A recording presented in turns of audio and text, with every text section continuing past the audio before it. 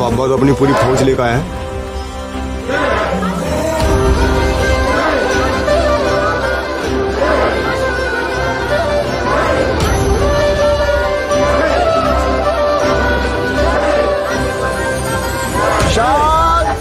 शांत।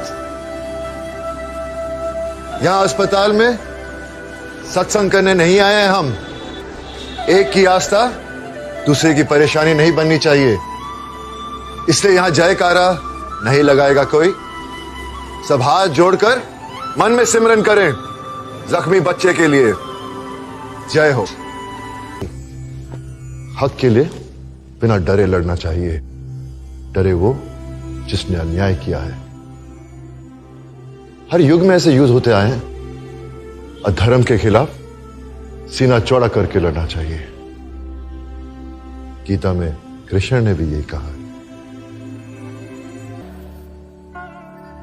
मोह मिथ्या है, अज्ञान से उत्पन्न होता है, और इसी अज्ञानता के कारण मनुष्य भौतिक आकर्षण में फंस जाता है। वो जानता नहीं कि देह नश्वर है, इसी की सेवा में लगा रहता है। अंधा होकर धन दौलत और सुख की सामग्री संजोता रहता है। उसे निरासक्त होना पड़ेगा, तभी वो सुख का सही अर्थ जान पाएगा। दान का वो सही आनंद पा सकेगा। आज हमारे 3 भक्त उसी परम आनंद को प्राप्त करेंगे।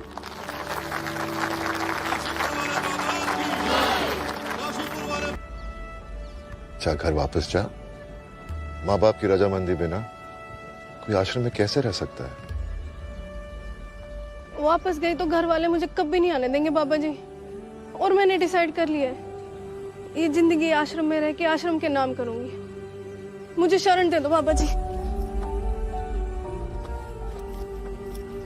पहलवान, जिसने जिंदगी दी है माँ बाप, उनके बारे में कौन सोचेगा फिर? हाँ, इसे वापस भेजो। जो अपनी माँ बाप की ना हो सकी वो इस आश्रम की क्या होगी? जा, ये आश्रम है, यहां जोड़ने का काम होता है, तोड़ने का नहीं। परिवार की रजामंदी बिना एंट्री मना है यहां। चलो। अरे पहलवान, तू फिर आ गई?